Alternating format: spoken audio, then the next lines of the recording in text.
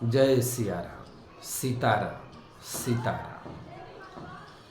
जय जय श्री राधा रमन, जय जय नवल किशोर, जय गोपी चित चोर प्रभु, जय जय माखन चोर।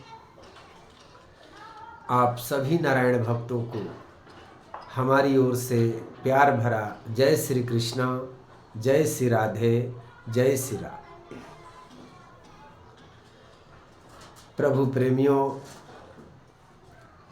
सत्संग के कितने लाभ हैं ये हम आपको, मेरे पास शब्द नहीं है कि मैं उसका बयान कर सकूं। एक लाभ हो तो कहें कई लाभ है। किसी का शराब ना छूटता हो, जो बहुत बड़ा शराबी हो, जिसने लाख उपाय कर लिया फिर भी उसकी शराब ना छूट पाई। बड़ा से बड़ा जुआड़ी क्यों ना हो, या किसी के अंदर बहुत ज्यादा अवगुण क्यों ना हो,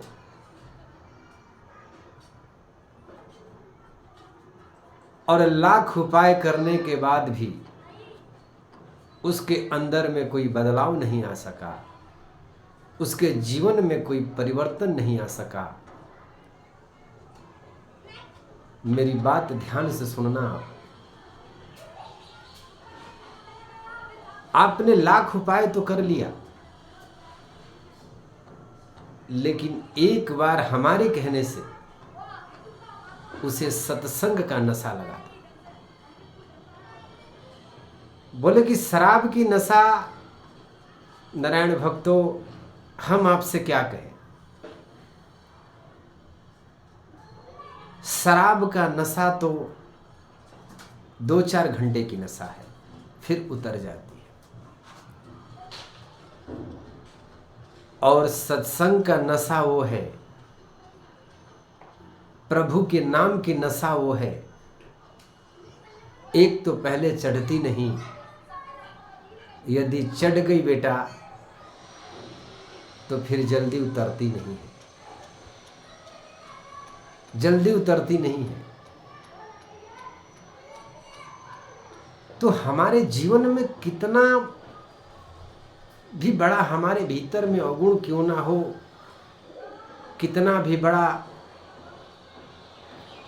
नशा क्यों ना हो, अगर सत्संग का संग मिल गया तो मैं ये नहीं कहता कि आज गए तो कल ही हो जाएगा।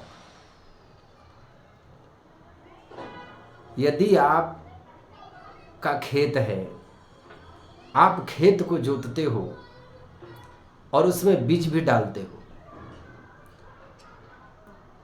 तो यदि आज आपने खेत को जोत करके उसमें बीज को डाल दिया, यदि कल ही वहां खेत के पास में हंसुआ लेकर के चले गए कि आज मैं फसल काट लूंगा, तो ये तो संभव नहीं है।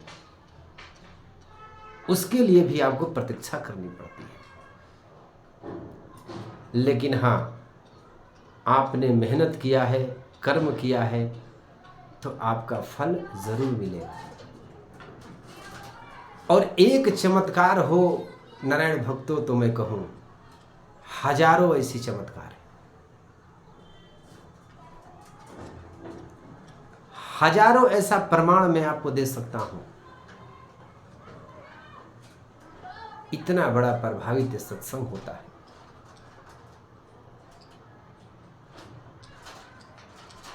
तो कहते हैं कि सत्संग से वाल्मीकि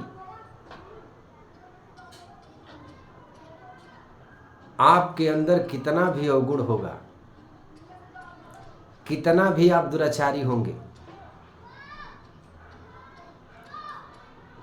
लेकिन वाल्मीकि जी को देख लीजिए, नाम था रत्नाकर डाकू। क्या करते थे? मारना, छीनना, लोगों की हत्या करना, यही उनके प्रवृत्ति, उनका नियम था।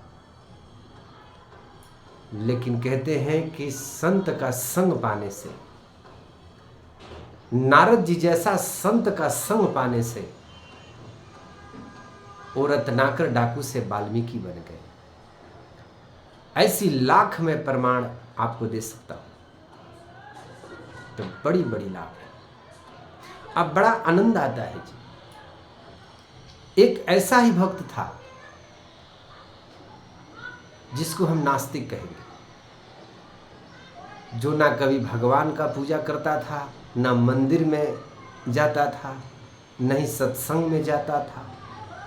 यदि घर में पूजा या अनुष्ठान हो तो वहां भी विरोध करता था। लेकिन नारायण भक्तों, जब उस व्यक्ति को भी सच्चे संत का संग हुआ, आज जब उसने भी अपने जीवन में चमत्कार को देखा, तो आपसे क्या कहें कि सत्संग ने पूरी उसको बदल करके रख दिया। उसकी भाषा, उसकी शैली, उसका स्वभाव, सब कुछ बदल गया। और वो कहता है कि गुरुदेव, बड़ा आनंद आता है। पहले तो मैं किसी का अपमान कर देता था, पहले तो मैं किसी को गालियां दे देता था, पहले मैं मंदिर नहीं जाता था। लेकिन गुरुदेव, जब से आपने मुझे ज्ञान दिया, जब से आपने मुझे साधना बताई और मैं उस साधना को करने लगा, उसके आंखों में आंसू आ गए और कहता है कि गुरुदेव, इतना आनंद आता है, इतना आनंद आता है कि मन करता है कि उसी आनंद में खो जाऊं, उस साधना के शिखर से ना उतरूं, हर समय संतों की सेवा करूं, हर समय महापुरुषों का संग करूं, सत्संग करूं।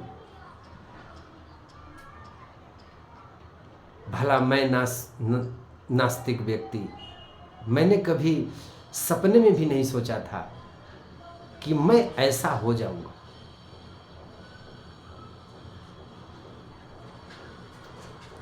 और उसके जीवन में नारायण भक्तों कई कई चमत्कार ऐसे हुए,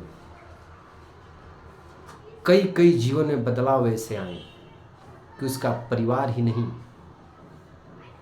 पूरा समाज और पूरा गांव ये देखता रहा कि सत्संग में भैया कितनी पावर है, प्रभु के नाम में कितनी पावर है।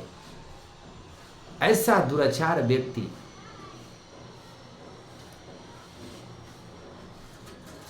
तो ये साधु संगतों का असर है, ये कोई चमत्कार की बात नहीं है। भगवान के दरबार में नारायण भक्तों चमत्कार ही होता है और कुछ हमारे जीवन में अच्छा ही होता है। और भागवत में नारद जी सनकादि मुनि से यही प्रश्न पूछ रहे हैं